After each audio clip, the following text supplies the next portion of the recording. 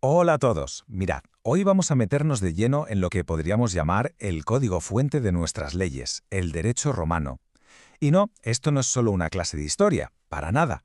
Es que esta es la clave para entender por qué nuestro sistema legal, el de hoy, funciona como funciona. La idea es desentrañar juntos cómo una pequeña ciudad-estado, que empezó siendo casi nada, llegó a construir un sistema jurídico tan potente que, fíjate, miles de años después sigue definiendo conceptos tan básicos para nosotros como la propiedad, los contratos o la misma idea de justicia. Bien, para que no nos perdamos en este viaje, vamos a seguir una ruta muy clara, la de la propia historia de Roma. Primero, lo fundamental. ¿Qué es exactamente el derecho romano? Una vez que tengamos eso claro, nos adentraremos en sus grandes etapas políticas y cómo influyeron en la ley. La monarquía, luego la república y, por supuesto, el imperio. Después nos centraremos en cómo se fabricaban las leyes, de dónde salían. Y para terminar, veremos el gran legado que nos dejó Justiniano, que básicamente lo guardó todo para nosotros. Así que venga, vamos a ello. Vale, primera pregunta clave. ¿Qué es esto del derecho romano? Pues mirad, la respuesta tiene como dos caras, dos significados. Por un lado está el sentido histórico, el más obvio. Es simplemente el conjunto de normas que rigieron la vida de los romanos durante más de 1000 años, desde su fundación hasta la muerte del emperador Justiniano. Pero, y aquí viene lo interesante, hay una segunda cara, que es la que lo convierte en algo fundamental para nosotros. Su gran recopilación, el famoso Corpus Juris Civilis, se convirtió en lo que se llama la ratio scripta, la razón escrita. Es como si fuera la plantilla, el modelo sobre el que se edificó casi todo el derecho europeo posterior. No hay que pensar en él como un fósil, sino más bien como el sistema operativo sobre el que todavía hoy corren muchísimas de nuestras leyes. Para que se hagan una idea de su importancia, en un país como Alemania, por ejemplo, estuvo vigente hasta el año 1900, una auténtica barbaridad. Esta cronología es fundamental, porque nos enseña que Roma no fue siempre igual, ni mucho menos. Estuvo en un cambio constante, en una transformación continua. No apareció un imperio de la nada, ¿qué va? Empezó como una monarquía, pero los abusos de los reyes llevaron a su caída y al nacimiento de la República. ¿Qué pasó? Pues que la República se expandió tanto, conquistó tanto, que se volvió ingobernable. Y de esa crisis nació el imperio. Pero es que incluso el imperio no fue siempre el mismo. Tuvo una primera fase, el Principado, que era como una dictadura con piel de cordero. Y luego evolucionó hacia el dominado, que ya era una monarquía absoluta, sin disimulos. Cada uno de estos cambios políticos no fue un capricho, fue una reinvención forzada por las circunstancias, y cada una de ellas, por supuesto, reescribió por completo las reglas del juego, las reglas del derecho. Pues venga, vamos al principio de todo, la monarquía. Para comprender cómo funcionaba la Roma más antigua, la arcaica, tenemos que quitarnos de la cabeza nuestra idea moderna del individuo. Allí, la unidad social fundamental, lo que de verdad importaba, no era la persona, era la familia. Y no una familia pequeña, sino la familia en un sentido amplísimo, la gens, el clan. Pensemos que Roma en sus inicios era básicamente una comunidad de agricultores y soldados, y toda su estructura social y política se basaba en eso, en los lazos de parentesco y en una jerarquía familiar muy, muy estricta. Y aquí viene un concepto que es fascinante y que nos muestra una mentalidad completamente distinta a la nuestra. Ellos distinguían dos tipos de parentesco.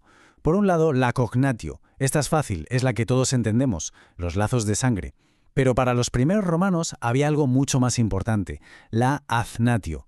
Este era el parentesco civil, el legal. ¿Y qué unía a estas personas? No la sangre, sino el estar sometidos al poder de un mismo jefe de familia, el paterfamilias. Daba igual si eran hijos, nietos o adoptados. Si estabas bajo su poder, eras de la familia. Es decir, y esto es lo increíble, para la Roma arcaica, a quién obedecías era más definitorio que de quién eras hijo. El poder creaba el vínculo familiar por encima de la biología. Entonces, ¿cuáles eran los pilares de esta sociedad? Pues aquí los tenemos. Arriba del todo, la figura todopoderosa del paterfamilias. Tenía un poder, la potestas, que era absoluto. Tenía poder sobre la vida y la muerte de los suyos y sobre todo su patrimonio. Luego, varias de estas familias que querían descender de un antepasado común se agrupaban en una gens, un clan, que se identificaba por un apellido. Pensemos en la famosa gens Julia, la de Julio César.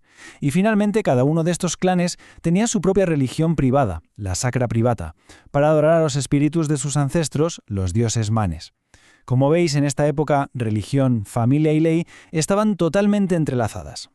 Y a nivel político, ¿cómo se organizaba esto? Pues la monarquía romana no era una tiranía simple, tenía un reparto de poder entre tres grandes instituciones. Por supuesto estaba el rey, el rex, que era el líder supremo en todo, pero no estaba solo. A su lado tenía al Senado, que en esta época era un consejo formado por los jefes de las gentes. Su poder no era tanto de mandar, sino de tener autoritas, una especie de prestigio moral que validaba lo que hacía el rey. Y por último, estaban los comicios curiados, que era la asamblea de los ciudadanos, crucial para ratificar el poder del rey y para temas de derecho de familia muy importantes como aprobar un testamento.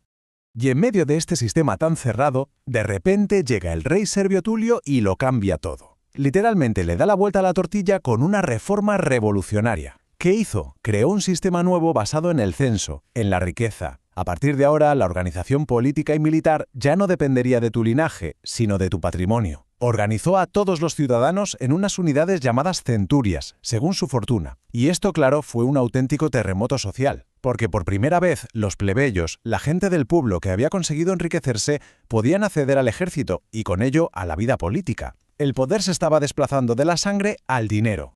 Bueno, pues la monarquía acabó mal. Con la expulsión del último rey, Roma no entró en una era de paz y armonía, ni mucho menos. Lo que vino fue una nueva época definida por la lucha por el conflicto social. La República no nació de un acuerdo de caballeros, sino de una tensión constante entre las dos grandes clases sociales: los patricios, esa aristocracia que lo controlaba todo, y los plebeyos, que eran, todo el resto del pueblo. El increíble sistema político de la República fue en realidad la solución que encontraron para gestionar ese conflicto permanente. Esta lucha de los plebeyos por conseguir derechos fue una auténtica epopeya. Su táctica más efectiva era la secesión. ¿En qué consistía? Pues era una huelga general a lo bestia. Se iban de Roma y dejaban la ciudad paralizada. Y funcionó. Así consiguieron forzar a los patricios a crear una magistratura para ellos, el tribuno de la plebe. Y ojo, no era una figura decorativa, tenía un poder tremendo, la intersesio, el derecho a veto. Con una sola palabra, veto, podía paralizar cualquier decisión de un magistrado patricio. Además, su persona era sacrosanta, intocable. Luego vino otro logro gigantesco, la ley de las 12 tablas. Su importancia es brutal, porque por fin la ley dejaba de ser un secreto que los patricios manejaban a su antojo. Ahora estaba escrita, era pública. Y un paso más, la lex canuleia, que permitió los matrimonios entre patricios y plebeyos, rompiendo la última gran barrera social. Los romanos tenían un auténtico trauma con la monarquía. Estaban obsesionados con la idea de no volver a tener un rey nunca más. Y toda la estructura de sus cargos públicos, las magistraturas, se diseñó con esa idea en mente. Fijaos en las características. Primero, la anualidad. Los cargos duraban solo un año, para que a nadie le diera tiempo a hacerse demasiado fuerte. Segundo, la colegialidad. Siempre había como mínimo 2 personas en el mismo cargo con el mismo poder. ¿Para qué? Para que pudieran vetarse entre ellos. Luego, la gratuidad. Eran cargos honoríficos, no se cobraba por ellos. Y por último, la responsabilidad. Cuando acababas tu año tenías que rendir cuentas. Como veis, todo estaba pensado para dividir el poder y evitar a toda costa que una sola persona lo acaparara todo. Y dentro de este sistema hay una distinción jurídica que es crucial entender. No todos los magistrados tenían el mismo tipo de poder. Por un lado estaba la potestas. La potestas era, digamos, la autoridad legítima para ejercer las funciones de tu cargo, un poder administrativo que tenían todos. Pero luego estaba el imperium, y esto ya eran palabras mayores. El imperium era el poder supremo de mando, tanto militar como civil. Incluía el derecho a dirigir los ejércitos, a impartir justicia, un poder casi absoluto. Para que nos entendamos, la potestas es la autoridad de un jefe de departamento, mientras que el imperium es el poder ejecutivo total del director general. Y claro, este imperium solo lo tenían los magistrados más importantes, los cónsules y los pretores. Y todo este ideal republicano se resume en esas 4 letras famosas, SPQR, Senatus Populus Quae Romanus, el Senado y el pueblo de Roma. Esta frase es la encarnación del equilibrio de poder republicano. Por un lado el Senado, el gran consejo aristocrático, por otro el pueblo, que votaba las leyes y elegía a los magistrados en las asambleas, los comicios. Y el tercer vértice de este triángulo eran precisamente las magistraturas, el poder ejecutivo. Estos 3 elementos, magistrados, senado y comicios, formaban el complejo y delicado engranaje del gobierno de la República. Pero paradójicamente, la República murió de éxito. Su maquinaria política, que estaba pensada para gobernar una ciudad, se demostró totalmente inútil para administrar un imperio que ya se extendía por todo el Mediterráneo.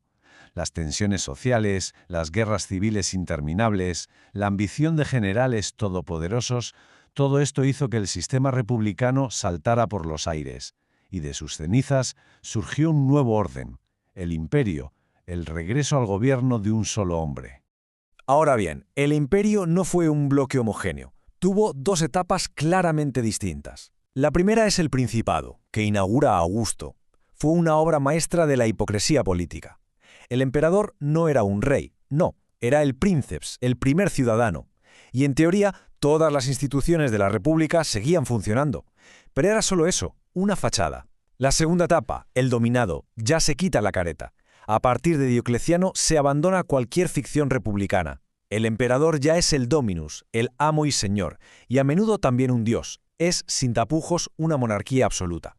Y la pregunta del millón es, ¿cómo lo hizo Augusto para convertirse en un rey sin que pareciera que lo era? Pues fue un genio de la ingeniería jurídica. No se inventó un cargo nuevo. Lo que hizo fue mucho más sutil. Fue acumulando en su persona los poderes de las magistraturas republicanas más importantes. Consiguió la potestas tribunicia, que le daba el poder de veto y lo hacía inviolable. Se hizo con el Imperium Proconsulare Maius, que le daba el mando supremo sobre todos los ejércitos. Y con la potestas censoria podía controlar quién entraba y quién salía del Senado. Así que, en la práctica, era un monarca absoluto. Pero en teoría seguía siendo solo un magistrado más.